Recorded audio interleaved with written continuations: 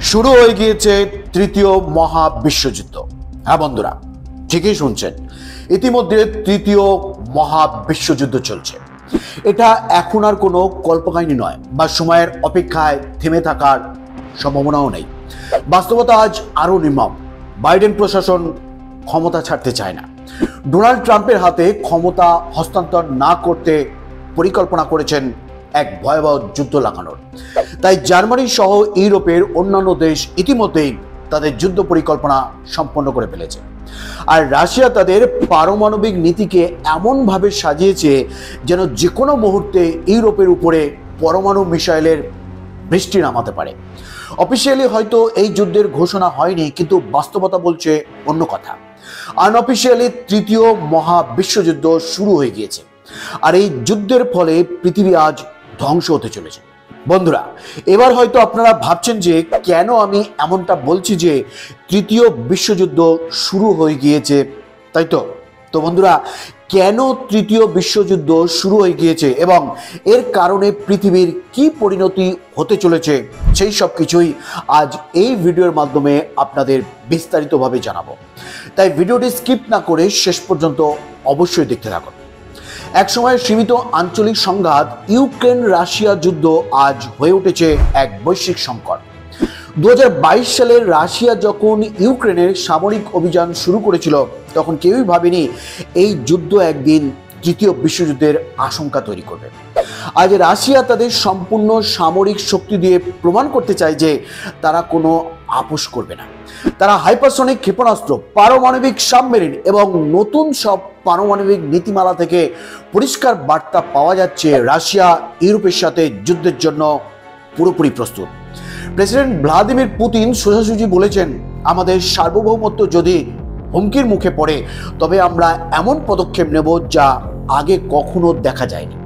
এর মধ্যে বাইডেন প্রশাসনের বিরুদ্ধেও গুরুতর অভিযোগ উঠেছে। বলা হচ্ছে ক্ষমতা হস্তান্তর এর আগে তারা ইউরোপে বড় যুদ্ধ লাগিয়ে দেশের জরুরি অবস্থা ঘোষণা করতে চায়, যাতে ট্রাম্পের কাছে ক্ষমতা হস্তান্তরে আরও 2-1 বছর দেরি হয়।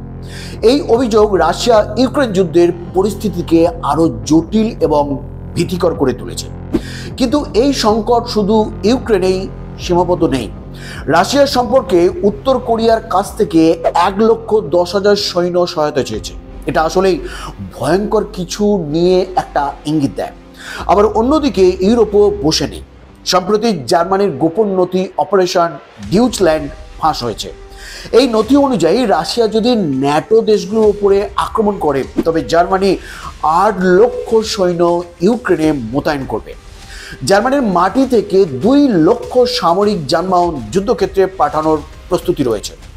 সাধারণ নাগরিকদেরও যুদ্ধ পরিস্থিতি মোকাবেলা করার জন্য প্রস্তুত থাকারও নির্দেশ দেওয়া হয়েছে। এমনকি জার্মান, সুইডেন এবং নরওয়ের মতো দেশগুলো তাদের জনগণকে খাদ্য মজুদ, ডিজেল জেনারেটর স্থাপন এবং সাইবার হামলার জন্য প্রস্তুত থাকতে বলেছে।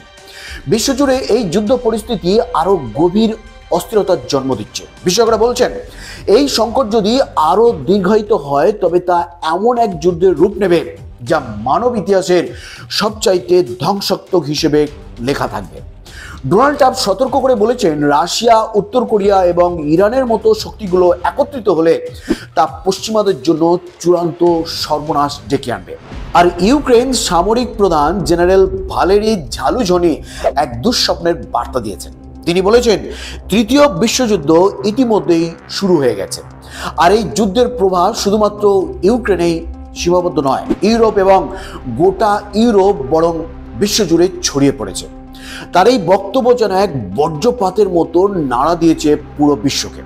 প্রতিটা দেশ, প্রতিটা নেতা এখন একটা প্রশ্নের মুখে দাঁড়িয়ে, কতক্ষণ আমরা এই ধ্বংসযজ্ঞ থেকে নিরাপদে থাকতে পারবো?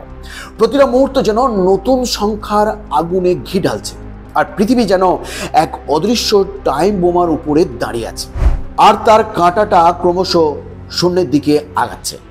সেই সাথে বিশ্বযুদ্ধের এই আগুনে ঘি ঢালছে। ইউক্রেনে প্রথমবারের মতো যুক্তরাষ্ট্রের সরবরাহকৃত army technical missile system ATACMS এবং যুক্তরাষ্ট্রের স্ট্রং শ্যাডো ক্রুজ মিসাইল দিয়ে রাশিয়ার অভ্যন্তরে সরাসরি আঘাত হানা। ইউক্রেনের হামলা যেন রাশিয়ার ধৈর্যের সীমা ছুঁয়ে ফেলেছে, যুক্তরাষ্ট্র এবং যুক্তরাজ্যের দেওয়া মিসাইল ব্যবহার করে ইউক্রেন রাশিয়ার গুরুত্বপূর্ণ সব সামরিক স্থাপনায় আঘাত হানার সাহস দেখিয়েছে। তবে এই আঘাত শুধু রাশিয়ার সামরিক শক্তিকেই চ্যালেঞ্জ করেনি, বরং তাদের সার্বভৌমত্বকে প্রশ্নবিদ্ধ করেছে। আর তাই রাশিয়া এখন পাল্টা আঘাতের জন্য সম্পূর্ণ প্রস্তুত। রাশিয়া সরাসরি ঘোষণা করেছে তারা তাদের পারমাণবিক নীতি এমনভাবে পরিবর্তন করেছে যাতে যে কোনো মুহূর্তে পারমাণবিক অস্ত্র ব্যবহারের সিদ্ধান্ত নিতে দ্বিধা করবে না। সেই সাথে পুতিনের দাবি এই ক্ষেপণাস্ত্র রোধ করবে এমন কোনো অ্যান্টি মিসাইল সিস্টেম বর্তমানে পৃথিবীতে নেই। বিশেষজ্ঞরা বলেছেন রাশিয়া এখন আর প্রতিরক্ষার অবস্থানে নেই, তারা আক্রমণের জন্য প্রস্তুত এবং যে কোনো মুহূর্তে ইউক্রেনের উপর পারমাণবিক আঘাত আনতে পারে। আর এই আঘাত শুধুমাত্র ইউক্রেনে নয়, গোটা ইউরোপ এবং পুরো বিশ্বকে এক অগ্নিগর্ভে ঠেলে দেবে। রাশিয়ার প্রতিটা পদক্ষেপ স্পষ্ট করে দিচ্ছে যে তারা আর আপোস করবে না। আর যদি তারা পারমাণবিক অস্ত্র ব্যবহার করে তবে এটা হবে ইতিহাসের সবচাইতে ভয়াবহ যুদ্ধের সূচনা। তাহলে কি আমরা সত্যি তৃতীয় বিশ্বযুদ্ধের দ্বারপ্রান্তে? ইতিহাসের দিকে তাকালে দেখা যায় প্রথম এবং দ্বিতীয় বিশ্বযুদ্ধের আগে ঠিক এমন উত্তেজনা এবং অনিশ্চয়তায় পুরো পৃথিবী জুড়ে ছড়িয়ে পড়েছিল। আর আজ সেই একই চিত্রের পুনরাবৃত্তি দেখা যাচ্ছে। রাশিয়া ইউক্রেন সংঘাত, হামাস ইসরায়েল যুদ্ধ এবং আঞ্চলিক সংবাদগুলো মিলে বিশ্বকে এক অগ্নিকুণ্ডে পরিণত করেছে। বিশ্ব কি তাহলে এই ধ্বংসযজ্ঞের দিকেই এগিয়ে যাচ্ছে, নাকি আমরা এখনো বিপর্যয় রুখতে পারবো? সেটা সময় বলে দেবে। বন্ধুরা, আপনাদের কি মনে হয় সত্যি কি তৃতীয় বিশ্বযুদ্ধ শুরু হয়ে গিয়েছে? আপনাদের মতামত আমাকে কমেন্ট করে অবশ্যই জানাবেন। আর এমনই ভয়ঙ্কর দুর্ধর্ষ খবরটি সকলের কাছে পৌঁছে দিতে আপনার পরিচিতদের মধ্যে অবশ্যই শেয়ার করুন। ভালো থাকবেন, সুস্থ থাকবেন। ধন্যবাদ।